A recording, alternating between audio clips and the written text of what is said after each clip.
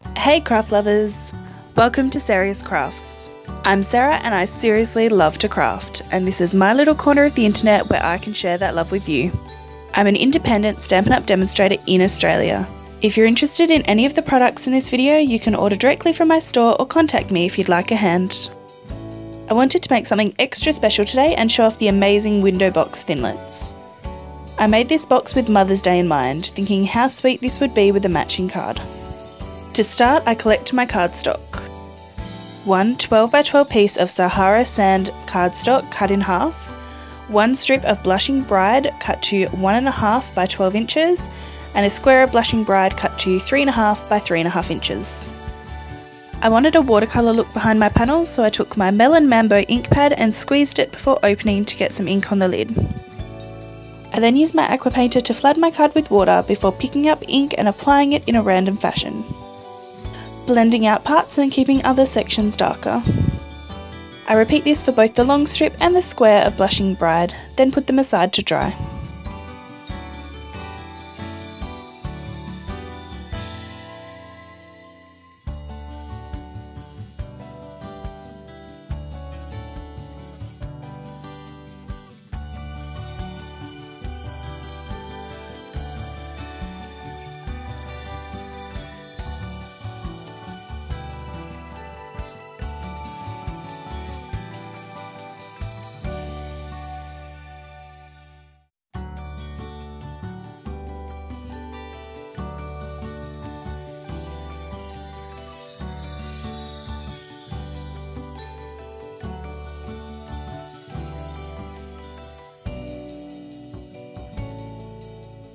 Then I got my Big Shot out along with my magnetic platform.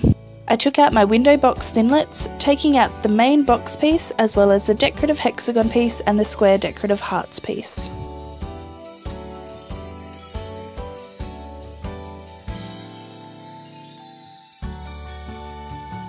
I start by cutting out two of the box construction pieces from Sahara sand cardstock.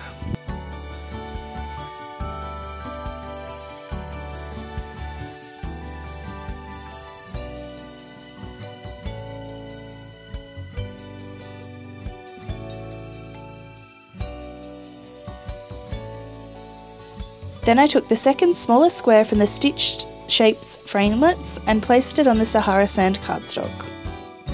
I placed the smaller decorative heart piece inside this and ran them through the Big Shot together. I repeat this another 5 times so I get a total of 6 decorative squares.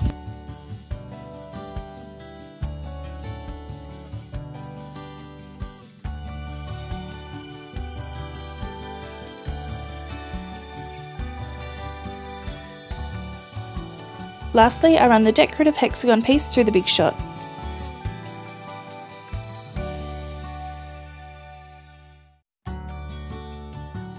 Before removing the die from the card, I trace around the outside of it with a pen.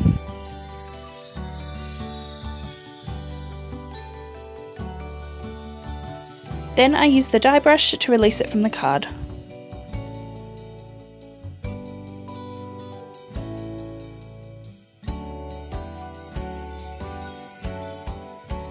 Using my paper snips, I cut just inside my pen marks.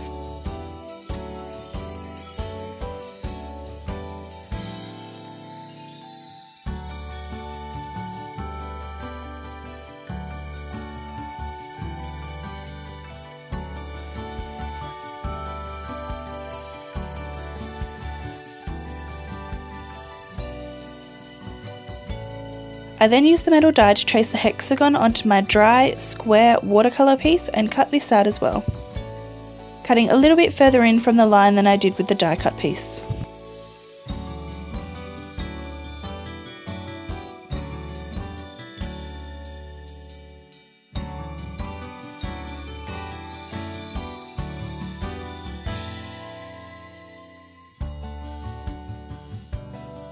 I then use my snips to cut squares out of the long strip to fit behind my 6 decorative hearts.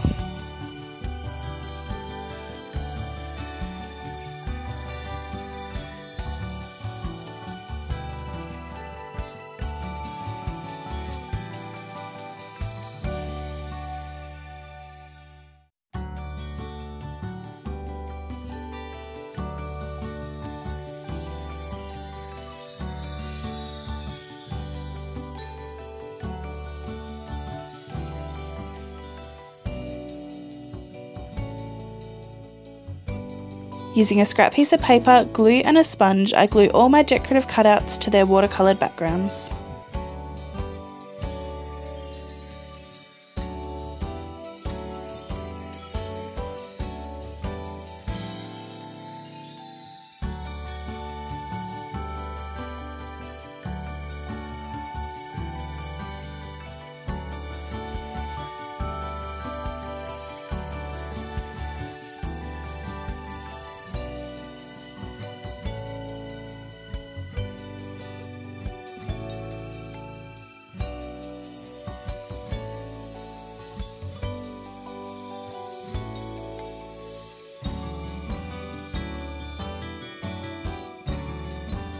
Time to assemble the box.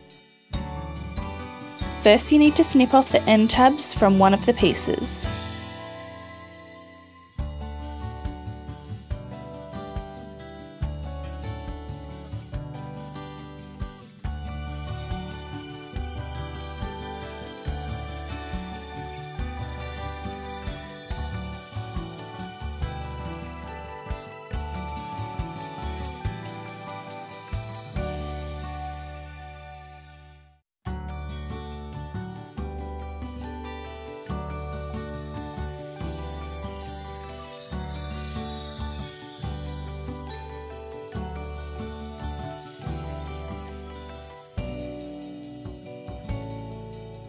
Start by gluing one of the end tabs of one of the hexagons to the bottom of the other piece. Unfortunately, my camera cut out for that bit, but hopefully it's still clear here. Then it's just a matter of going around and gluing all the sides together with the tabs, ensuring to leave the other hexagon glue free.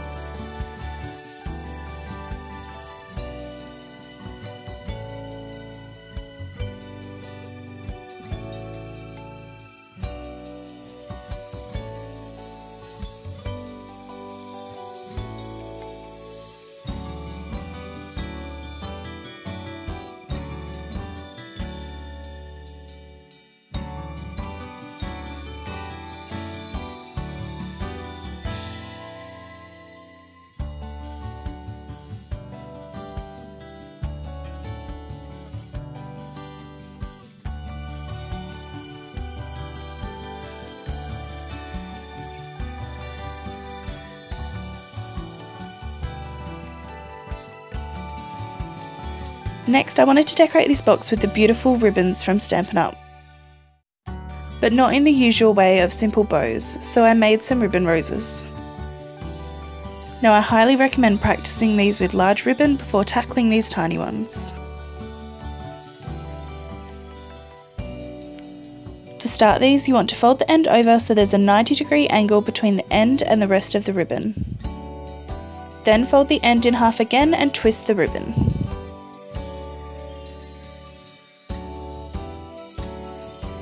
You then want to fold and roll the ribbon on itself over and over until you have the rose size you want.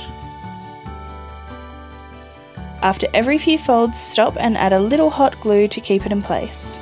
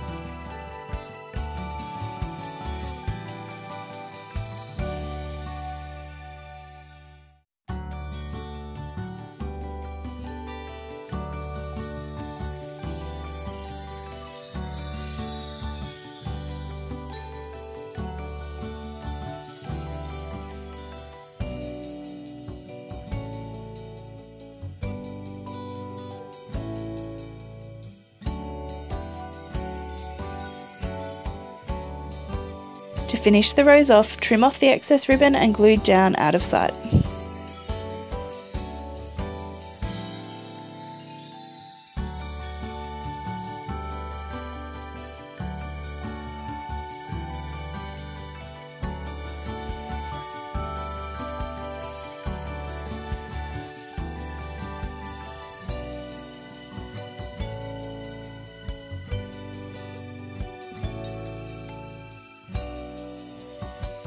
I then trim the tail off the back and place a rhinestone in the middle for an extra bit of bling. You can just stick these down with the adhesive already on them, but I added a bit of hot glue for extra strength.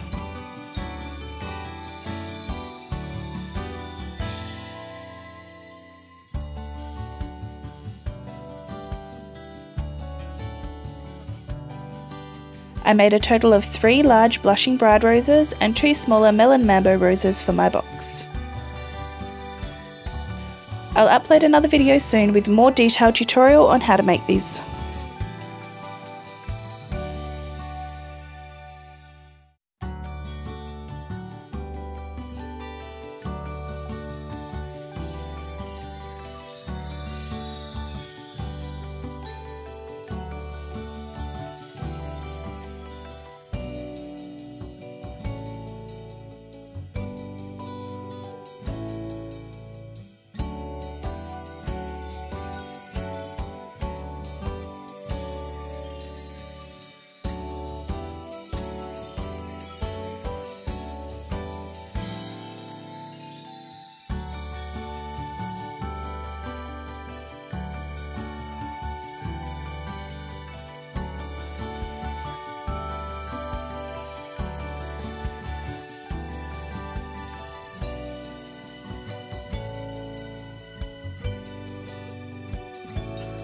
Then it was time to put it all together. I started by getting a strip of pool party ribbon and applying double-sided tape to the back and sticking it to my decorative hexagon piece.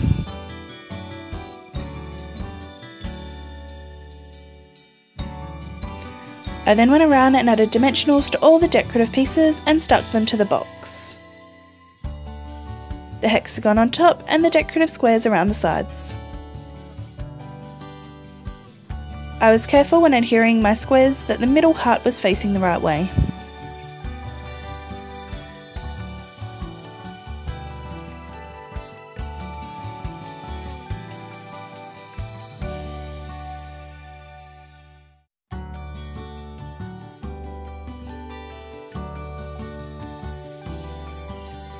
I then used glue dots and stuck them to one side of small strips of ribbon and folded them over on themselves to create leaves as shown.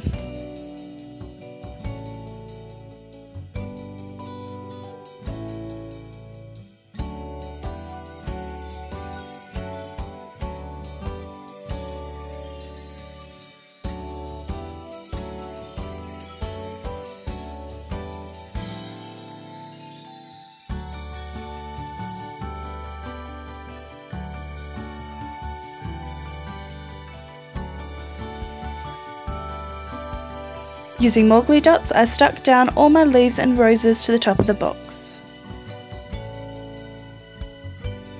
Though this worked, I would use hot glue next time for a stronger bond, as the roses are a rather bulky and somewhat heavy embellishment in the grand scheme of things.